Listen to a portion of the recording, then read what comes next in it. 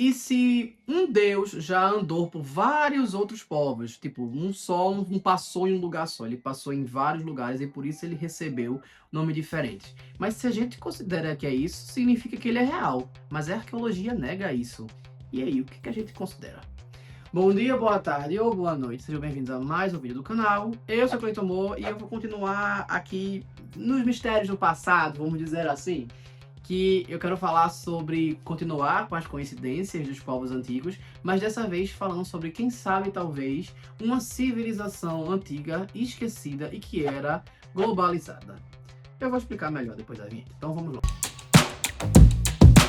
Bem, eu já falei em alguns vídeos que existem muitas coincidências, inclusive esse quadro do canal é para isso. Existem muitas coincidências de vários povos antigos que não tiveram contatos e coisas que a gente pode atribuir tudo a fada no mesmo contexto, e a gente atribuiria nesse caso, por exemplo, a entidades naturais que eles viram. Ou seja, talvez esse povo ele fosse espiritualmente mais evoluído e conseguisse ver coisas que a gente não vê. Até porque, se a gente for levar fisicamente ao pé da letra, a gente vê do vermelho ao violeta. O que for abaixo do vermelho, infravermelho. O que for acima do violeta, ultravioleta. Então, se a gente conseguisse visualizar que não estivesse com essa limitação, veríamos mais coisas. Então, a gente já sabe, fisicamente falando, que a gente não vê tudo o que existe. Beleza? Isso é um fato. Ponto. Então, talvez eles pudessem ter essa interpretação. E aí a gente pode tratar entidades, a gente pode tratar tecnologia e a gente pode tratar também divindades especificamente. E aí, onde isso talvez repetiria, onde isso teria alguma coisa. Bem, deixa eu primeiro contextualizar uma coisa aqui. Se a gente leva em consideração, o surto vai pegar agora, mas se a gente leva em consideração que a Atlântida de fato existiu e que, de acordo com as lendas, que até Platão ficou sabendo e a gente acabou perpetuando, às vezes talvez até aumentando uma coisa ou outra, a gente pode levar em consideração com uma sociedade que era altamente evoluída. E se na verdade esses povos, essas pessoas, esses conselheiros que saíram andando pelo mundo e mostrando ou dando tecnologia para as pessoas, eles todos fossem atlantes.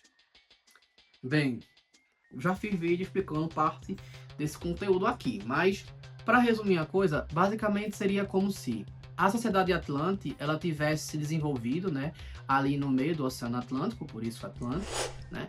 Ela tinha se desenvolvido ali e tinha evoluído muito tecnologicamente. E talvez até também, como eu falei, da questão das fadas, por exemplo, talvez até espiritualmente também. E aí essa sociedade Atlante, ela começou a fazer acordo com outros povos, porque enfim, o ser humano ele nasceu ali na África, se espalhou e foi ocupando outras regiões. Então, ali quando chegou na Era do Gelo, vamos supor, antes da Era do Gelo talvez, né? Ele foi ocupando algumas regiões e já tinha esses assentamentos.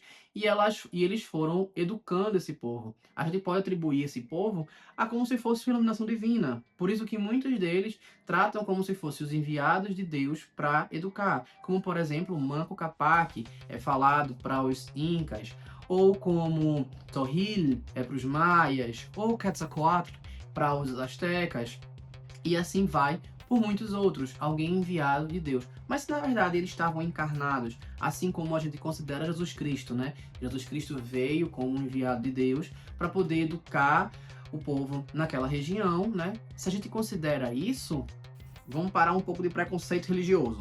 Se a gente considerar que essas pessoas também vieram com esse propósito, esse cara, mas a religião não foi a mesma.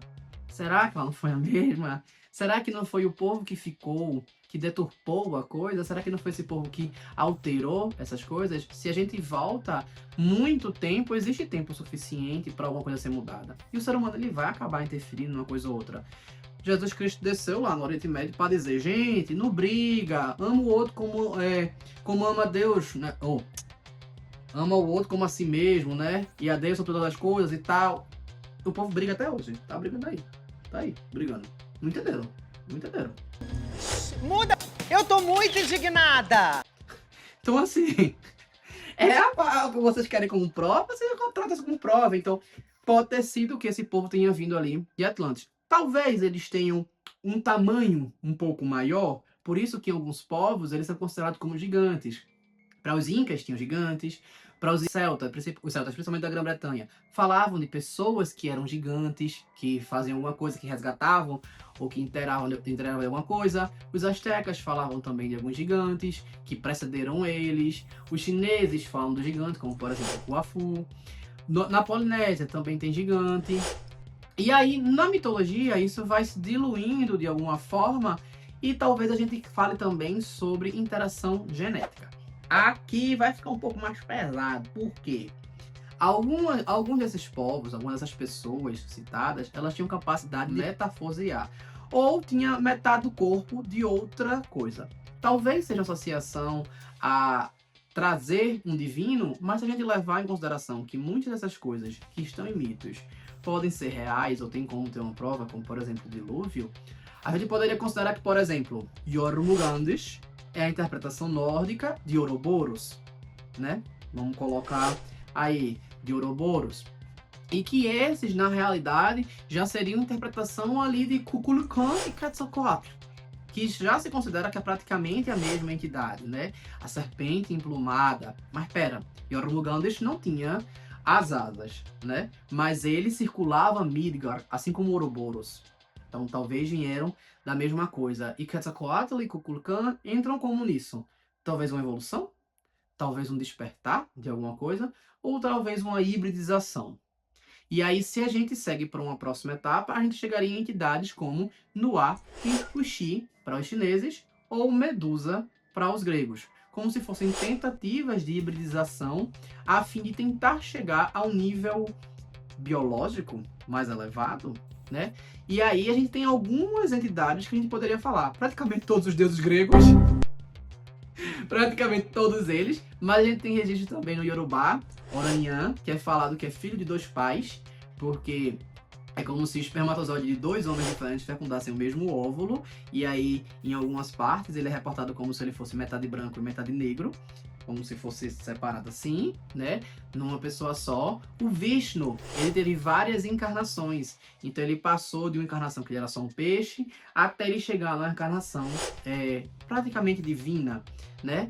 Teve Krishna e depois Rama, que são encarnações já completamente ascendidas, mas ele tem um processo, se você for acompanhar, dele virando de um animal pouco complexo, do peixe, e ele vai evoluindo tartaruga e tal, até chegar um que ele é metade leão, metade gente, como se fosse uma progressão aí biológica. Pode ser que isso não tenha sido literal, mas talvez isso queira dizer pra gente que isso na verdade foi um projeto de alguém para preparar o corpo humano para receber essa divindade. E aí talvez fosse isso dos Atlantes. Algumas dessas tecnologias que eu tô falando aqui, né, pode estar diluída de alguma forma ou pode ter sido perdida. Aí você vai falar, ai, por que não tem registro disso? A Angkor Borei, por exemplo, é feita de pedra. Se a gente considerar que algumas estruturas foram feitas de madeira, com o tempo elas vão pra vala, né, gente? Até a própria pedra, ela começa a se degradar, né, a sofrer erosão. Da mesma forma que templos também foram soterrados. Tem várias pirâmides maias que estão debaixo de terra, que a terra cobriu, a floresta comeu, né? Também tem outros lugares que acontecem coisa parecida. Então, basicamente, para resumir tudo o que eu quero dizer aqui, talvez os mitos eles estejam interligados entre eles. E o que eu quero dizer é que, como eu falei no começo, o povo Atlante foi o primeiro povo que se desenvolveu tecnologicamente, foi fazendo acordo e trazendo tecnologia, iluminação e conhecimento de universo para as outras pessoas. E cada um desses povos foi interpretando e colocando dentro da sua crença de uma forma que ele achava que fazia sentido. Por isso que a astrologia, a astronomia fazem muito parte também disso, né? Essa interpretação. E existem alguns avanços, algumas interpretações que parecem ser muito certeiras demais para ser muito aleatória, como por exemplo, essa eu gosto de citar sempre, os maias dizerem que um dos reboots do mundo foi através do fogo caindo do céu, sendo que os maias ocupavam as regiões próximas à cratera Chicxulub, que é onde caiu o asteroide que dizimou os dinossauros, ou os dinossauros não avianos, no caso, né? Então, você vê que eles tinham uma noção de mundo ali, porque é muita coincidência ali. Eu me toquei de uma, mas isso aqui pode ser completamente loucura da minha cabeça. É que, para os astecas, quando o tempo foi feito, quando o meteoro deu origem ao tempo, tipo, que se faça o tempo, ele deu o sexo para as pessoas. Que velha safada! Tá, isso não quer dizer muita coisa. Apesar de já ser uma interpretação que é biológica, ou seja, quando a gente sai de criaturas assexuais para criaturas sexuais, a gente significa o quê?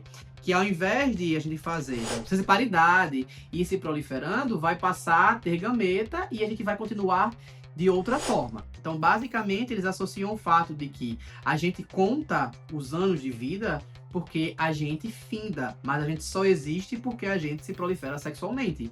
Ou seja, a questão de vida, de tempo de vida, está muito interligada com a questão de ser um ser sexuado. Eles já associam a isso. E quando você leva em consideração que eles dividiam o universo como 13 céus e 9 submundos, e o primeiro submundo, a primeira etapa do primeiro submundo, ela é a Terra, né, seria o plano terreno da gente, a gente lembra que são duas pirâmides fazendo um X. Só que um X desalinhado, onde uma parte é menor e a outra parte é maior. Se a gente leva em consideração que está de um lado e do outro e faz um X, parece o quê? Um cromossomo. E a gente tem 23 pares de cromossomos. Aqui dá o quê? 22, que seria o representante divino. E o que foi que ele deu para a gente continuar, para existir no plano terreno? A reprodução sexual, né? Ou seja, o par de genes que se referem ao sexo, ou seja, o 23º. Eu sei que é muita loucura da minha cabeça, mas Inteligência pura. é coincidência demais. Eu acho uma associação assim... Gente, será que é isso que eles estão querendo dizer? Que a gente, como criatura divina, fica com os 22 pares de cromossomos e quando a gente desce para o mundo terreno, a gente ganha esse 23º para poder existir, para poder continuar? Porque bate muito com essa filosofia asteca. Mas pode ser loucura da minha cabeça. Enfim, e aí, basicamente seria isso. O povo que desenvolveu, passou para os outros, e aí, como foram coisas que são biodegradáveis ou susceptíveis à ação do tempo, foram destruindo, e a gente só pegou alguns restos, vamos dizer assim. Isso quando povos antigos não fizeram pilhagens ou destruíram porque queriam. Biblioteca de Alexandria, o que os espanhóis fizeram nas Américas como um todo, o que os ingleses, belgas, franceses, portugueses fizeram na África, o que os franceses e ingleses fizeram na Oceania, que saiu destruindo boa parte das coisas, Sudeste Asiático, e as guerras infinitas do Oriente Médio, que uma civilização destruía a outra e de vez em quando encontra uma cidade abandonada que está debaixo da terra do deserto, ou uma situação como, por exemplo, Tiahuanaco, ou Teotihuacan, ou Nazca, que foi simplesmente abandonada, né? Por algum motivo que a gente não sabe qual é. E aí tem Ollantaytimbo também, enfim, tem vários casos, vários exemplos. E se você parar para analisar forma de colocar os tijolos, essas coisas, são muito coerentes, como se fosse alguém que tivesse ensinado e que essa civilização ela fosse global. Existem muitas coincidências. Bem, é isso, o vídeo já tá grande, já falei muita informação, já falei muita coisa, mas eu espero que tenham gostado. Curtam, comentem, compartilhem, se inscrevam no canal. E se não sabem o que escrever, coloquem loucura. E é isso. Valeu.